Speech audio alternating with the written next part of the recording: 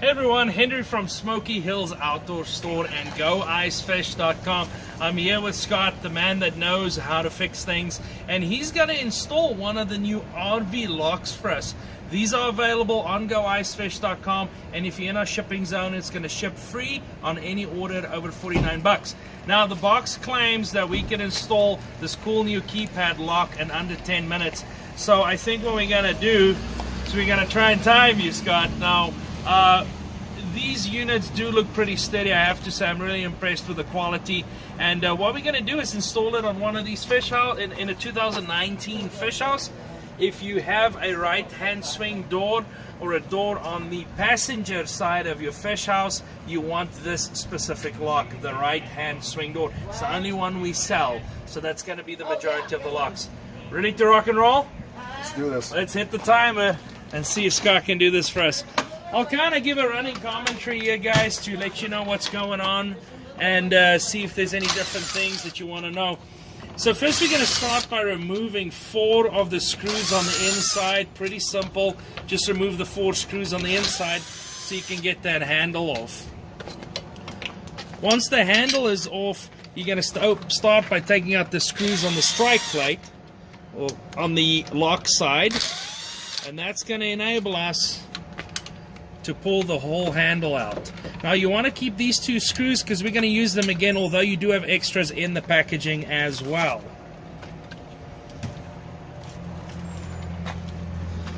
Next thing, we're going to take the actual handle, make sure that you put it through and that the little wiring tab goes through to the inside of the fish house so you don't accidentally squish it or anything like that. Scott's telling me it's easier to just install the plate. That way it kind of keeps the handle in place while you're working if you don't have an extra set of hands. So we're just going to take the same screws that we pulled out of there and put them in here.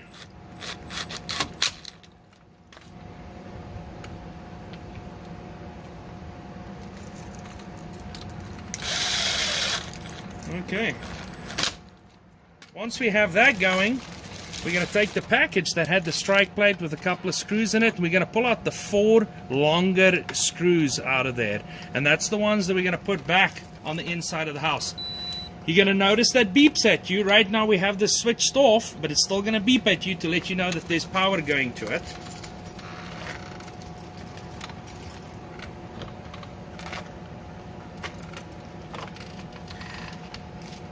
I would say the biggest trick to installing this whole unit is to make sure that the handle lines up and that you have the deadbolt release there lined up. That's probably the trickiest part out of this whole deal.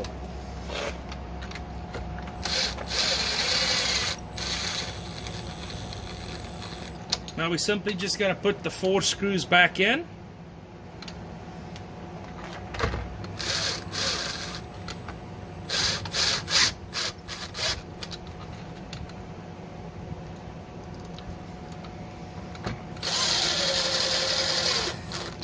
You want to call time when you're done there, Scott?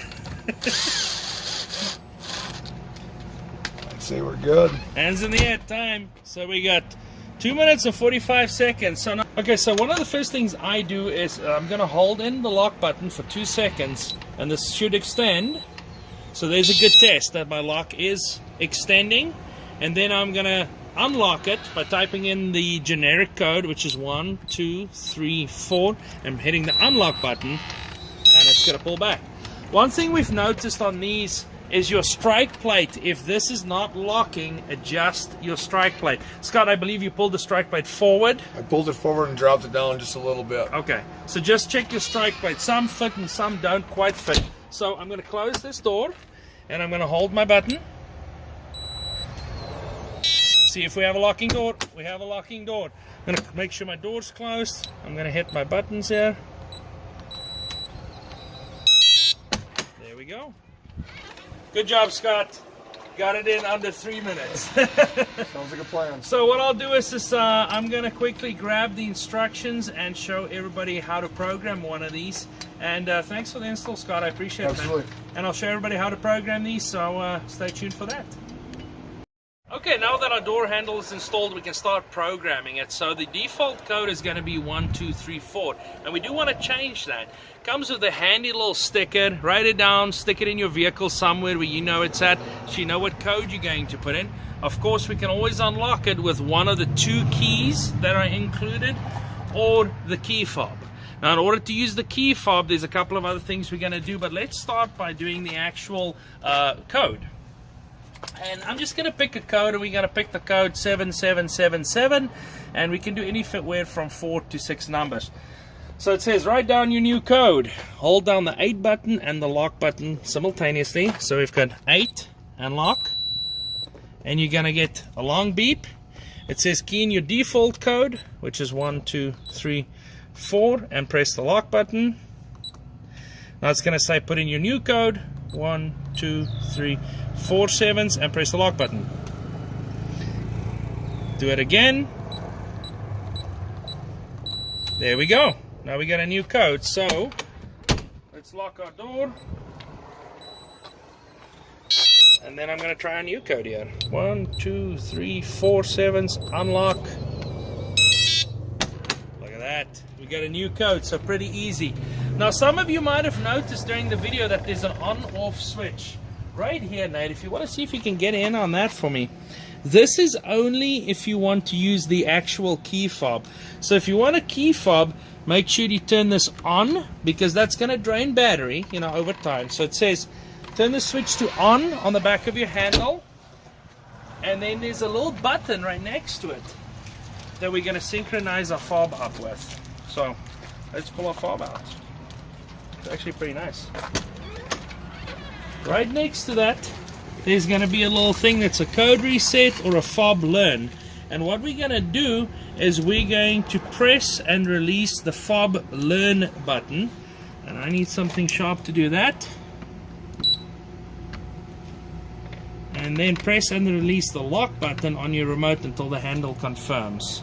Press and release the lock. There we go. Finally, press the lock unlock button to confirm that you are successful. So let's try it. There we go. Pretty easy. So that was really simple, actually simpler than what I thought. So now my remote is on here, so let's hit it. There we go.